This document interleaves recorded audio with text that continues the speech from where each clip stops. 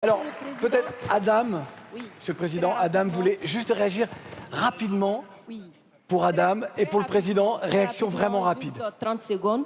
Je veux juste rappeler à Monsieur le Président que ce qui se passe au Sahel n'est que les conséquences de ce qui a été fait en Libye.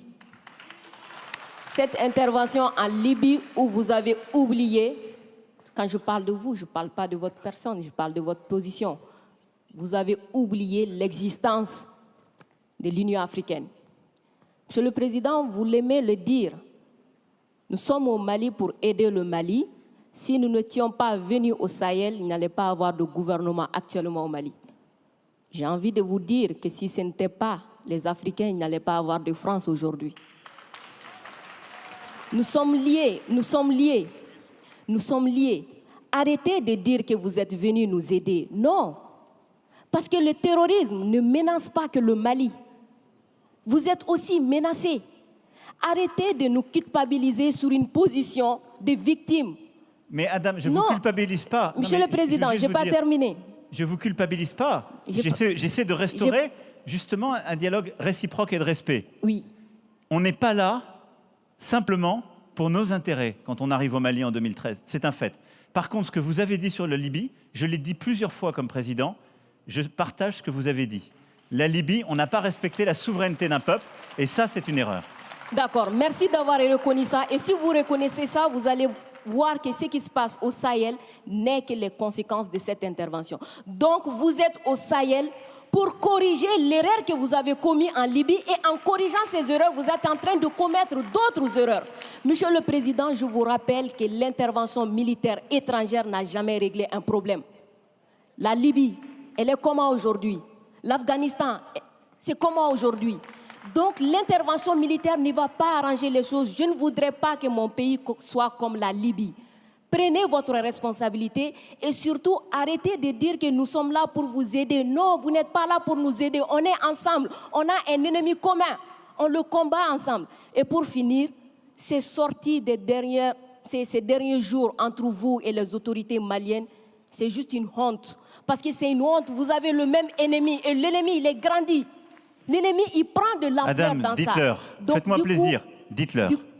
Du coup, arrêtez ça, arrêtez ces discours paternalistes, dire que nous allons vous aider, non, nous n'avons pas besoin d'aide, nous avons besoin de coopération, nous avons besoin de partenariat et nous sommes liés par l'histoire, mais nous sommes liés par les dangers, nous sommes liés par les défis.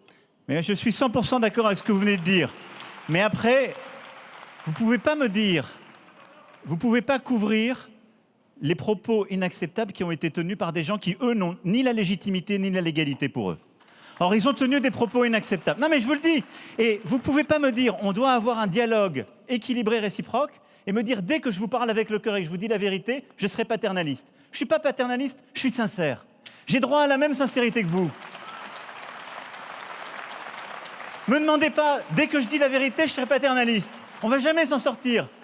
Vous me dites la vérité avec votre cœur, vous me prenez à partie, vous me bousculez. J'ai le droit de vous dire ma vérité aussi. Ce n'est pas du paternalisme, c'est de la sincérité. Ok, Monsieur le Président, non, juste pour dire que la sincérité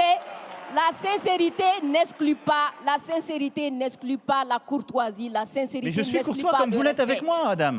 Oui. Nous sommes courtois les uns. Je suis carrément d'accord avec vous, Monsieur le Président. C'est juste vous dire que j'adore votre sincérité, mais elle n'exclut pas le respect, elle n'exclut pas la courtoisie. Je pense que nous avons l'un et l'autre, là dans le débat, une très grande courtoisie. Absolument. Et on fait la démonstration qu'il n'y a pas de paternalisme, il n'y a pas d'agressivité, il y a une vraie sincérité, mais il n'y a pas de tabou. Et ce que vous avez décrit sur ce qu'on fait au Sahel, c'est exactement ça. Moi, je ne pense pas que l'intervention militaire soit l'alpha et l'oméga. Je pense le contraire. Et donc, le problème que vous avez aujourd'hui, c'est qu'il y a une autorité de transition qui dit « ils devraient rester là militairement, parce qu'ils ne veulent pas faire le travail ». Nous, mais exactement, il y a des accords avec des engagements de toutes les parties. Et donc, nous, on est là pour la sécurité, mais à côté de ça, depuis 2017, on a l'Alliance internationale pour le Sahel, qui est de l'aide au développement avec la Banque mondiale, l'Allemagne, tous les pays, justement, européens et autres, qui est cet investissement solidaire qu'on a dans la région. Et il y a le rôle du retour de l'État. Chacun doit faire sa part. Et plus vite le reste est fait, plus on peut se retirer militairement, ce qui est beaucoup mieux. Parce que je vais être clair avec vous, je partage totalement la finalité jamais une intervention militaire ne remplace le travail d'un État. Jamais. Et moi, je peux vous dire les yeux dans les yeux que je n'ai jamais envoyé l'armée française contre un État souverain ou pour remplacer un État souverain. C'est ce qui a été fait en Afghanistan, ce qui a été fait en Libye. C'est la grande différence avec le Sahel. Refermons le chapitre. Monsieur le Président, on va refermer le chapitre. On va s'intéresser